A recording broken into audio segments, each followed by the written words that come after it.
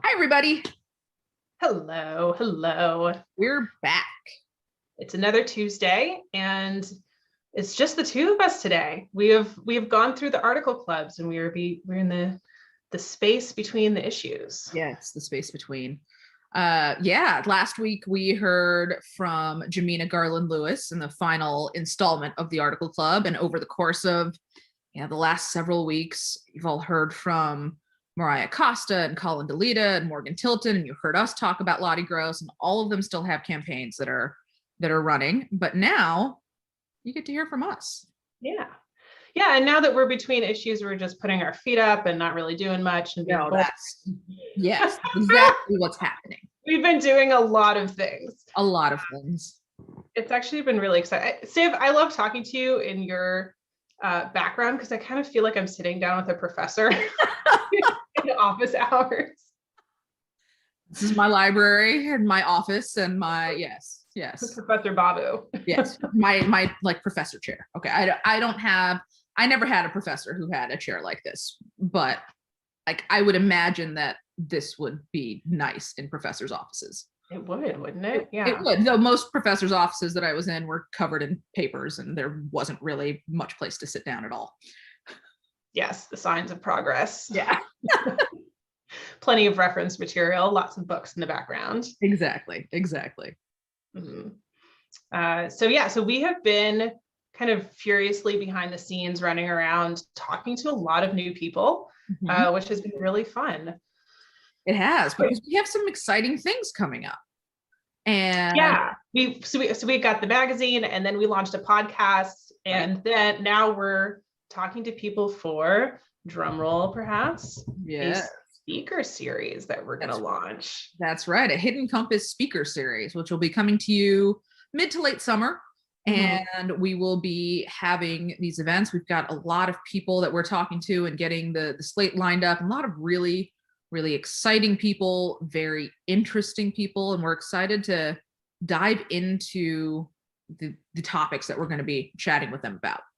Yes, yeah. So we've been scheduling a lot of Zoom meetings with people all over the world who are doing amazing things, and inviting them to come and speak to you all and our audiences, and talking about all the different areas of passion that they bring in. So that's right. That's going to be really fun. Yes, and much like the magazine, it's going to run the gamut. They'll all kind of have this same, kind of feel that the magazine has, in the sense of we do a certain type of thing, but we take a very broad view of exploration and discovery, and we're going to bring that to the speaker series as well. Yes, I'm really excited about the speaker series. We're also starting to meander towards Hidden Compass, the podcast, season 2. That's right. We just wrapped season 1 at the end of April, which feels like yesterday, but we're now at the end of May. Yeah, I still don't understand how this actually happens. I don't know what's happening. So we're just having lots of meetings and setting up all of the really exciting material and events and episodes, and of course future issues of the magazine. So we've got a really great rest of 2021, and we're even talking about the beginning of 2022, because that's where we're at right now. That's right. But something very, very exciting happened last week that I feel like we should share, which is that we had our first in-person meeting in a year. Yes. We did. I was thinking, it's like, what was it? Of course. Yeah. It was amazing. I got to realize that my co-founder is not an artificial intelligence, but an actual person who we can touch. Right. It's been a while since we've seen each other on anything but a screen. So that was nice to be able to do that. Yeah. We're really good in person. We see each other every single day on Skype and Zoom and all the platforms, and so it was great to just look across the table. And I think like pretty much all of you out there who've been sitting on Zoom meetings for much of the last year, I think we've all realized that it works, but some things are just better in person and more productive in person. I'm sensing some virtual meeting fatigue out there. I think that's pretty widespread at this point. Yes. Yeah. Just given how the last few weeks of meetings, the people's eyes getting wide and saying, yes, it's still like this. Right. Um, But we're all but hanging in there. yeah, I was gonna say I enjoy it in that, because we have meetings with people who are based all over the world, because the speaker series is going to be virtual and we can have people from all over give talks and people from all over attend the talks. Those are the sides of the virtual, insanity that I like. So there's Yeah, no, always there's the definitely balance. yeah, it's a balance, and there's definitely been an upside because all of a sudden we can connect with people and are connecting with people all over the place for, for an event that if we were doing it in person, they just wouldn't be in the running. And it's great that we get to potentially talk to people from other countries and other states and other parts of the world and get to hopefully, bring those people to you guys in the speaker series. Yes. Yeah. So we're in lots of meetings. We're reading lots of article pitches and drafts and books. Yes. What are you reading right now, Sid? You always read multiple books at the same time. I do. I mean, I think since I was a kid, I've generally had like 5 or 6 books that I'm reading at once. That's always been how I function. So there's been a lot of reading, and there's always a lot of reading. I actually just finished, though. There's a book that I just finished that I absolutely loved called Coyote America.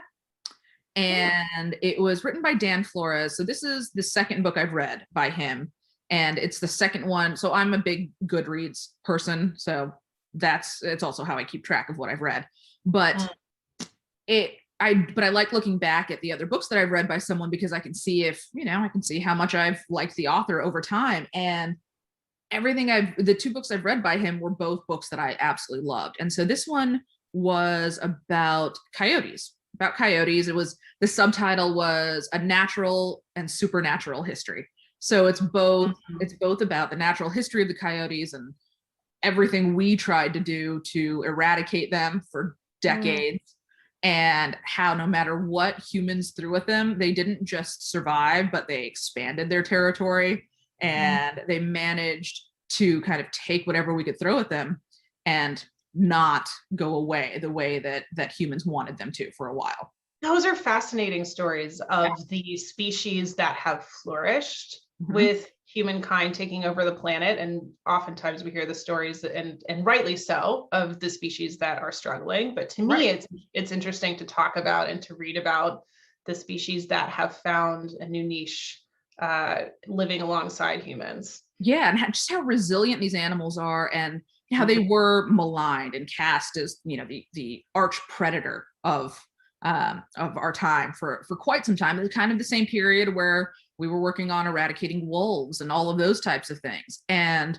we're successful with wolves and other predators like that, but we're unsuccessful with coyotes. And it's both there's the political history of that, but there's also the science of parts of why they were able to continue to flourish, and not just flourish but expand, and really, really interesting things about coyote behavior and how they're both what they call fission and fusion animals in society. So they don't just cooperate with the other coyotes that they're related to. So the pack is strong, but it's not just about that, and they'll work individually, and they'll work with animals that they're not related to.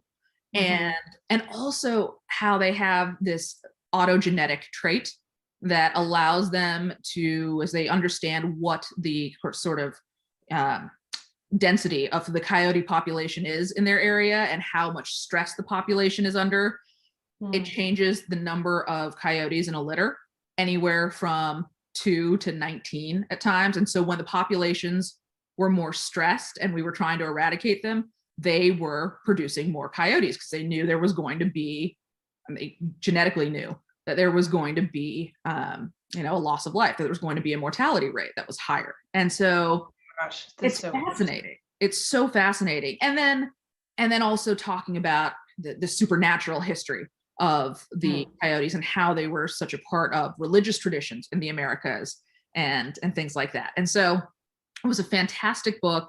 I highly recommend it. I also read by him, the other book I read by him that I loved was called American Serengeti, which was also about the Great Plains and what they were like Yeah. before we kind of developed them and ran everything out. So both fascinating books. So those are a couple things that I'm reading. I'm reading a bunch of others. We're reading a book together at the same time. There's a book that we're both reading right now. Yes. Actually, there are two.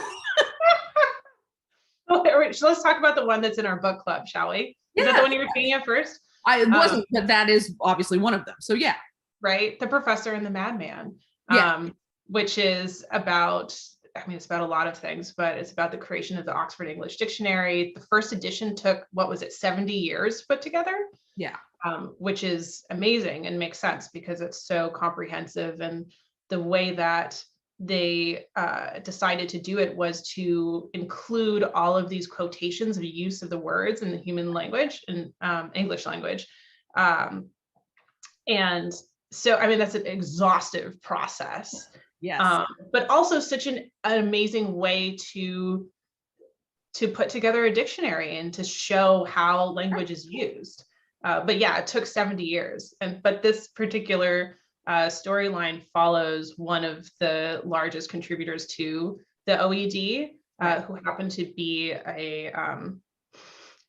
residing in an insane asylum during his time of submitting his work. And it's kind of his story and then the story of the editor of the OED who is working alongside him, and these two very different men with very different backgrounds, who's kind of were brought together by fate, if you believe in that, or just circumstance, to put this together. And I'm about halfway through, and I'm really, really enjoying it. It's a great book. So this is one that I'm rereading now, but I read it about 15 years ago when it first came out.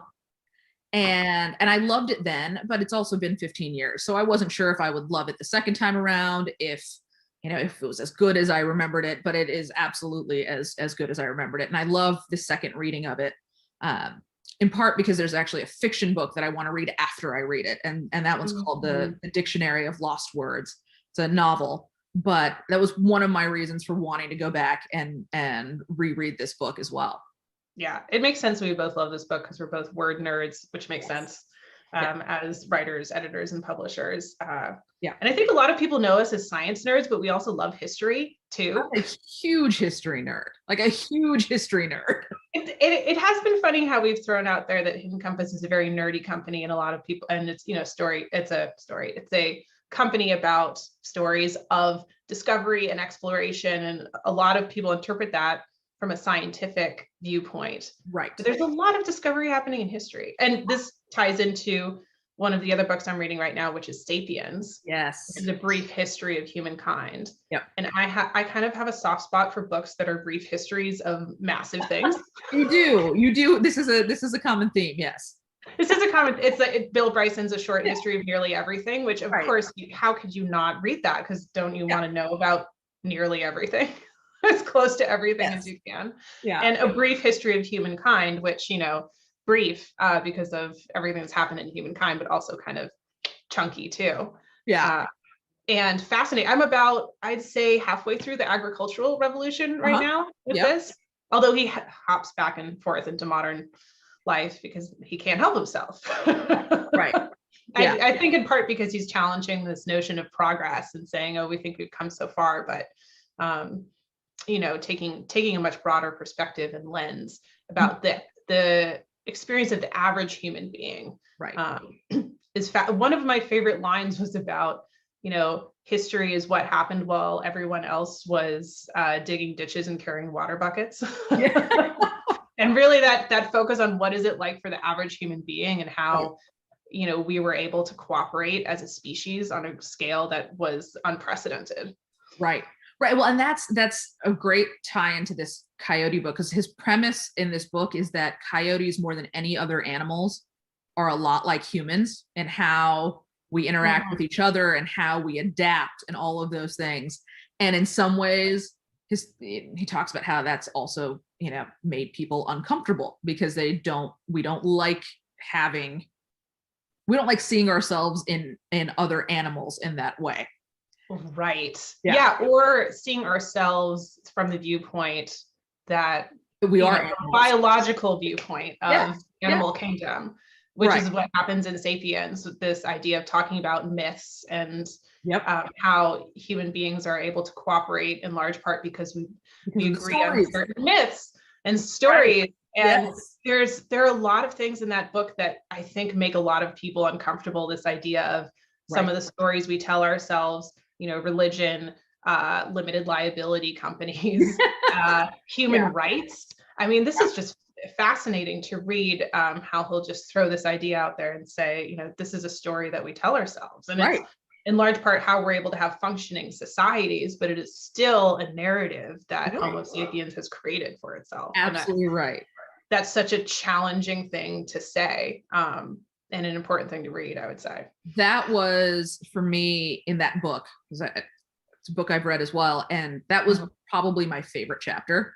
Was the chapter about stories and myths and how that is what allows humans to cooperate and to form societies, and how when those stories break down, those shared stories, we see societies breaking down. Yes. It was just a fascinating way to put it. And once I read it, I was like, of course. Like it was so clear, but it was such a fascinating way to put that. And I loved that in that book. Definitely. And also this idea, in order to overthrow the narratives that we all agree upon as a society, you need a new narrative, or you need a new myth. And so you can never really escape that. You can never break free. Yeah. So speaking of stories, another book that I'm reading right now is called Why Fish Don't Exist. And we both probably heard about this book in the same place, which was on NPR. And the author was, I think she was a former Radiolab producer. Producer? Podcast. I think producer, I'm not sure. But the Radiolab is a, for those of you who don't know, is a podcast and a fantastic one. So you should listen to it.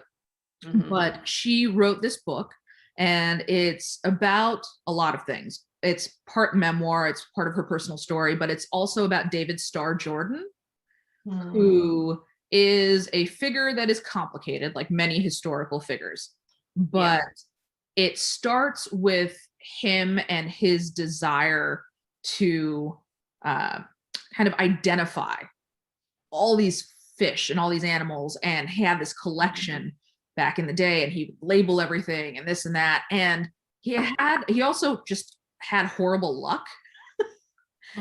And so there were incidents where the place where he was housing all of these things, it burnt down, and there was the earthquake in San Francisco, and all of these things that kind of set his life's work into chaos, because all the jars broke and nothing was labeled, and how he just always kind of picked it back up and started over with that.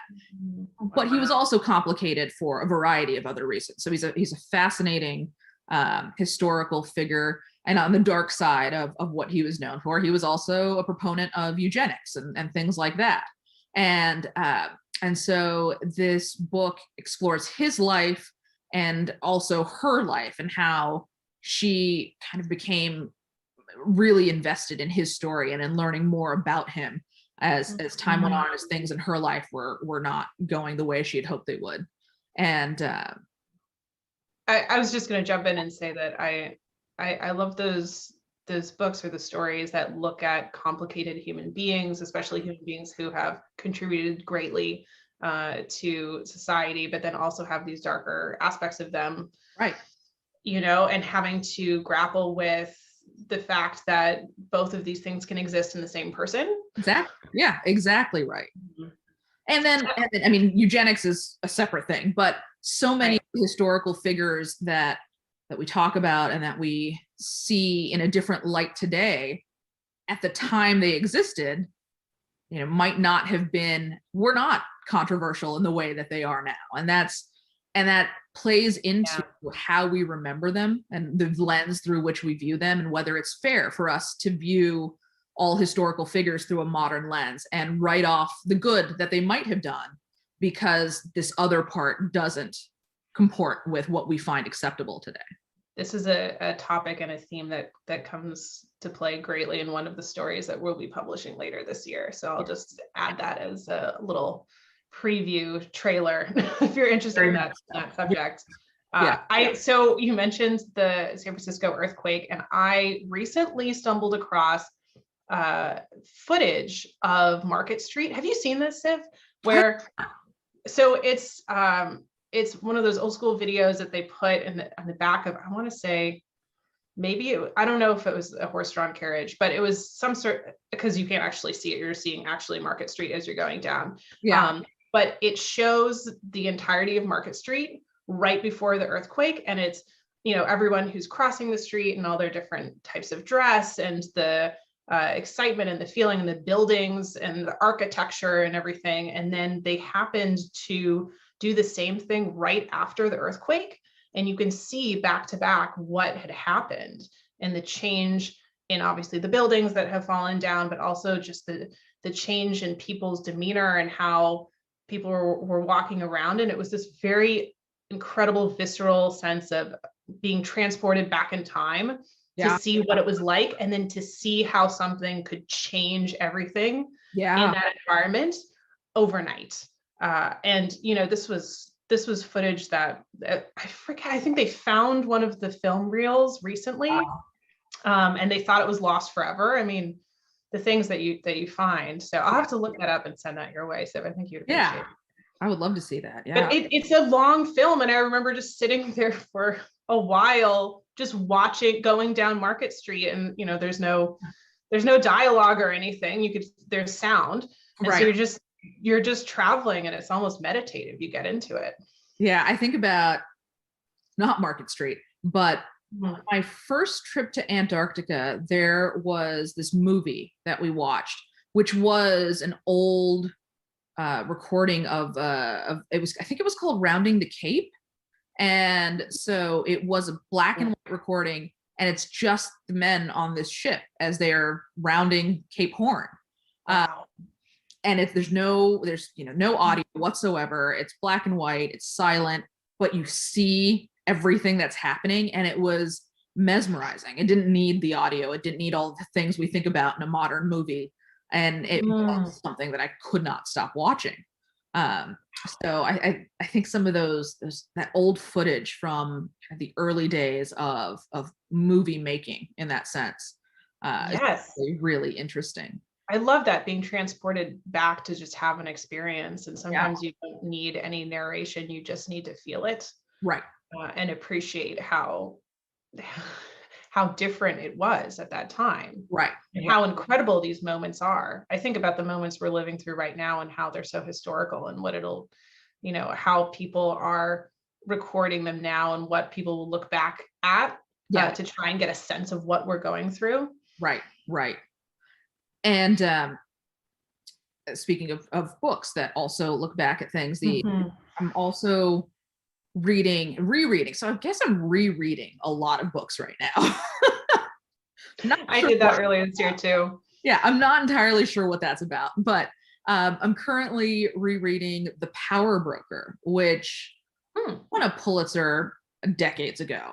And it's this massive tome by Caro's is the author, and about Robert Moses and the rise and fall of New York and the Planning Commission and all of the reality that most of our cities are the way they are because of what he did in New York at that time, and how people came to learn from him, and that's good and bad. And so that also now it relates to conversations that we're having about segregation in cities and how that happened and why it happened the way it did, and how certain neighborhoods are targeted when a highway needs to come through town and that sort of thing, and how much of that dates back to this period. And I read it in college for the first time among other things, I was a public policy studies major, and we read it in a class, and it was this thing that was kind of a classic in public policy literature, but it's also a classic in it's Tammany Hall, and it's this era of corruption in New York, and how this one person ended up with so much power, more so than the mayor of New York City, more so than the governor of the state, and how much influence he had on the way all of our cities, I mean, most of our big cities ended up in the course of the decades that followed. And it is still this looking back at history and realizing what kind of influence individuals can have, and how so much of what we just assume is the way it is now really didn't have to be that way, but for the actions of one person or a small group of people, or it in one place on the other side of the country. Yeah, which is the really ripple effects. fascinating. I love that experience of going back and reading something, thinking about things that we've read in college. We Right. had this experience with the podcast too, just rereading things Yeah. we published at Hidden Compass, and how the meaning of these stories can change over time. And so much of what you take away from a story that you read is because of the environment in which you read it. I had a similar experience to, I reread Into Thin Air, Yeah. Krakauer, which I first read in college and haven't read since. And I binge read that, I think, in one day earlier in the pandemic. It was one of those things where I sat down, and it's, for those who haven't read it, it's the story of all of these doomed expeditions on Mount Everest during this horrendous storm. And it's, the reporting in there is incredible. And it's obviously a very difficult story to report because people were at high altitude and we're suffering all of these maladies, and we're in the middle of catastrophe, which means that it can be often hard to discern what even happened. Right. So kudos to Krakauer for putting his heart and soul into that. Well, and also he was there. Yes. Not just reporting on it after the fact, but he was present. Exactly. And he was suffering from a lot of the things that everyone who was on the mountain was suffering from. It was one of those things where I sat down and I was like, oh, I'll reread this book over this week. And obviously we had lots of work to do and so on, but I just got sucked into it. And then of course, once you're on Mount Everest, you can't get off. And you're just so gripping. And you're in it. I read it from the point of view, obviously, of an interested reader, but then also as a reporter, just in awe of all the different storylines and this sense of guilt and hubris, and what our responsibilities are as reporters to tell the truth, but then also to be part of that, and then how much of ourselves we put out there. Yep. Especially when you're in a situation that's being criticized as this act of hubris, and you're one of the people on the mountain, and you have to acknowledge that and write a book about that, where it's almost like self-interrogation too. Right. Well, and talk about a different era in journalism. This book started out as a very, very long article in Outside Magazine. Yes. I think it was something like 20,000 words in the magazine when it was. It was, and he had to convince the editors to let him summit the mountain, and they just wanted him to go to base camp, and he said, "No, I want to summit the mountain." Okay, gone. Fine.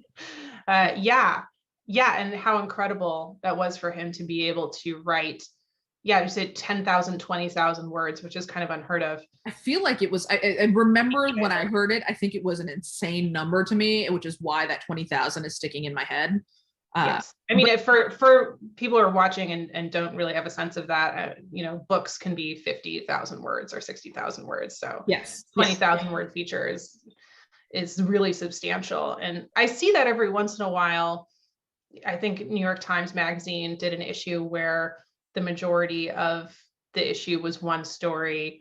I want to say the Atlantic did that also last year. And so you see it every once in a while, and it's this decision by the editorial team to stand back and allow a particularly powerful and complicated story to have the stage that it needs and the space that it needs to breathe and to start to go into things, because it's an important story that needs to be told and needs space for that. Right. I am on my phone for a second because how rude. So all these people here. I know. That's because I want to give people some idea. If I remember correctly, the Great Gatsby. So it's kind of it's a shorter novel, but if I remember correctly, I think it's like 50,000 words. Yeah. I think that's right. You and I both reread, well, you listened to, but I reread The Great Gatsby this year, I think in honor of the Roaring '20s. Yeah. So The Great Gatsby, 47,094 words. So yeah, about 50,000 words. So this was a magazine article that was close to being half the length of The Great Gatsby. Yeah. That's a lot. I mean, that's a lot for a magazine article, which is remarkable. But at that point, you have to write the book, right? You've already written part of the book. You've already written most of the book. Yeah. But because also Into Thin Air is a shorter book. I mean, it's not short, but it is still a book length. But yeah, so I think he maybe had written close to half of the book by the time the article came out. And I loved reading the footnotes because I'm that much of a nerd to see the original article came out as this, but I interviewed these sources and we thought that it was this, and all the ethical implications of misreporting something, totally, with all the best intentions. Mm-hmm. Anyway, it's a great book, Into Thin Air. It is. The Great Gatsby is a great book. Sapiens is a great book. The Professor and the Madman. What was the Coyote one? Coyote America is a great book. Tower Broker is a classic. It is a great book, and it's compellingly written for as dense as the history is. Lots of great books. There are always great books. Yes. Yeah. So we're not just reading your pitches and your magazine articles. We're also reading books. Yes. And Sivani is reading most of the books that I'm reading. Half the time I say, Siv, have you read this book? She says, yes. Well, you should read this book. She said, I already read it. Of course you have. I've just always, we joke that it is partly just genetic because of the book publishing side of the family, and there's always been this thing with books, but it's also you and I both grew up in a house full of books. Full of books. Yes. I mean, the best room in my childhood home was the library, which is near this old fireplace. The original house burnt down in a fire, and it has the original fireplace, I want to say the early 1900s, one of those old stone fireplaces, which is, the length of the entire wall. Yeah. And just massive hearth. And it's the kind of place where you'd sit in a chair like Sivani is sitting in right now. Yes. With a good book. And that's what my dad would do every single night. And I loved that as a kid. I felt like that was the mark of being a grown-up, was to sit with your books by the fire and learn about the world. Exactly. I remember, house full of books, but also we'd go to India during the summer sometimes or whenever. And I remember that we would take just a duffel bag full of books for the kids, because we were going to be there, and that's what we all of us did. We all read a lot, and I still remember we would blow through them. And at some point during the trip, my parents would take us to a bookstore, usually in Madras, which was then Madras, now it's Chennai, and we would go back and we'd buy books. It was just, there were always books, and I remember bookstores, and also it's called Higginbotham's, which was this chain of bookstores in India that were also at all the train stations. And so we would hop out, because we would take an overnight train from my dad's place to my mom's family's place, or vice versa. And we'd always hop out and run to the book stand and buy books. I always traveled with books too. And I was that kid who I read books with really intense endings. And so I'd be sitting somewhere beautiful halfway around the world crying because I'm reading the end of this book, like, oh gosh, so many good memories of crying all over the world with books. I think the theme of this talk is that we love books, essentially. We love books, which should come as a surprise to absolutely nobody. Yeah, exactly. But yes, so as you've realized, this is not like the other talks that we've done, the other conversations we've had. And you'll be seeing more of us, and we'll be chatting about all sorts of stuff. It won't always be about books, but that's where this conversation went today. But we'll be here every week, just like we have been, and we'll be talking about all sorts of things. If there's anything anyone wants us to talk about, by all means, drop us a note. And I think I think this is good. I think we've talked about a lot of books. Yes, it's good for today, for this Tuesday. And I hope that you all have a wonderful Tuesday, or whichever day of the week you happen to stumble upon this video. That's right. And we'll see you next week. See you next week. Goodbye. Bye.